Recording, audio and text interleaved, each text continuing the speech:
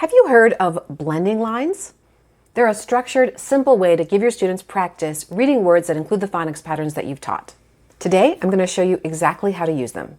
My name is Geiger. I'm the author of Reach All Readers, host of the Reach All Readers podcast, and creator of the Reach All Readers Plus membership. And my mission is to help you bridge the gap between what we know from research and what you do in the classroom every day. First, let's talk about blending itself. Blending is stringing sounds together so that you can read a word. I'm sorry to say that when I was a balanced literacy teacher, I didn't understand the importance of explicitly teaching and practicing blending with my students. I simply told them, blend the sounds or sound it out without really showing them how to do it. This was okay for some kids, but many really needed that explicit instruction that I wasn't providing. That's where blending lines come in. Let's talk about the two different types of blending. Successive blending is when students say the first sound, the second sound, put those together, then say the third sound, and put all of it together again. Successive blending is helpful for students just getting started with blending, and it's also helpful to bring it back when you get to blending with initial or final consonant blends. So for example, with the word flip, we would do f, full, flip, flip. With final blending, it's a lot more efficient. We're just going sound by sound and then blending them together. So for example, flip. Here's a quick video demonstrating the difference between the two. In this video, we're going to take a quick look at two types of blending. They go by different names, but in this video, we'll call them successive and final blending.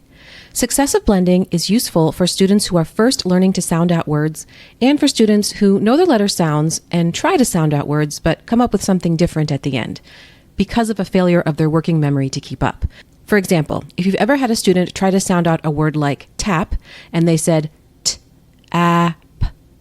pot or something completely unrelated, it's a failure of that working memory.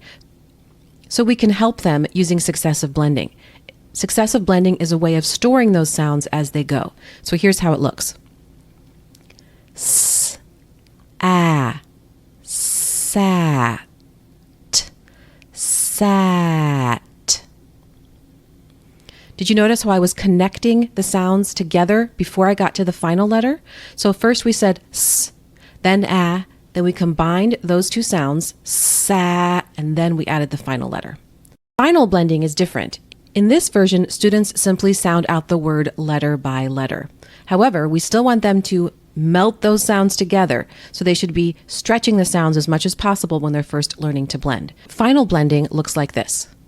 S, at, sat. So, what are blending lines? Blending lines are lines of words that students can sound out using their phonics knowledge. You can print them so students have their own individual copies, but if you're doing this with a whole class or a small group, I recommend projecting them onto a screen so everyone can see them and see where you're pointing, so you can do these together. I recommend using them after you've taught the phonics lesson, but before you've set students loose in their decodable text. It's that sweet spot where they've just been taught a new sound spelling and they need practice before they start applying it in their decodable text reading. A well-designed set of blending lines does two things at once. It gives students practice with the new phonics skill, and it reviews previously taught patterns at the same time. So what makes a good set of blending lines? In his book, A Fresh Look at Phonics, Wiley Blevins gives us some helpful guidelines. When you're starting out with new readers, use words that start with continuous sounds like f, or s. It's easier to model how to move from one sound to the other when you have a continuous sound at the beginning of the word. You should also include minimal contrasts in your word lists.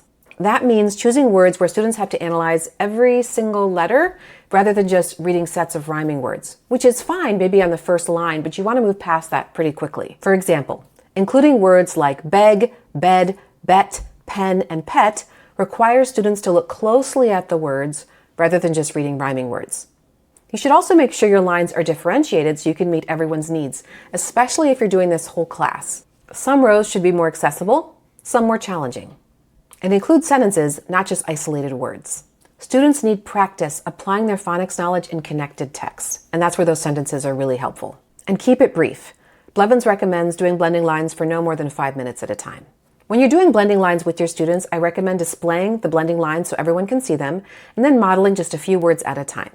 You should have already done some isolated word reading featuring the new phonics pattern, so students are already familiar with how to sound out these words. But if you're modeling a set of lines, it might look like this.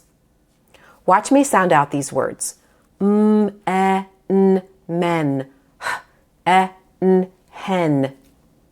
Now you sound out this row with me. Have students read the words chorally the first time through. After that, you can call on individual students to read words that you point to. Remember to call on struggling readers for the easier rows and call on students who are more advanced for the more challenging rows, unless you're teaching phonics differentiated right from the start in small groups. Then, of course, you're going to call on any students to read the words. Here are some mistakes to avoid when using blending lines. The first mistake to avoid is not using enough high utility words. So those are words that students are going to encounter a lot in their reading and their spelling. This set of lines is for short E. There's nothing wrong with including words like wed, hem, or keg, but the majority of the words should be words your students are expected to encounter often. Another mistake to avoid is treating blending lines as a one-and-done activity. Yes, they're useful in that lesson when you've introduced the new pattern before you move into the decodable text reading, but don't let that be the only time you use them. Return to the same set as a review activity in the days that follow. When you've moved on to other phonics patterns, take these old sets and put them in your centers. Students already know how to read them with accuracy, but they can build automaticity by increased practice. You can even have partners work together with blending lines and time each other and see how quickly they can read the set. You also want to make sure you use them long enough with students who are struggling. If you do whole class phonics lessons, there will definitely be students who need more practice than others, so make sure you give that to them.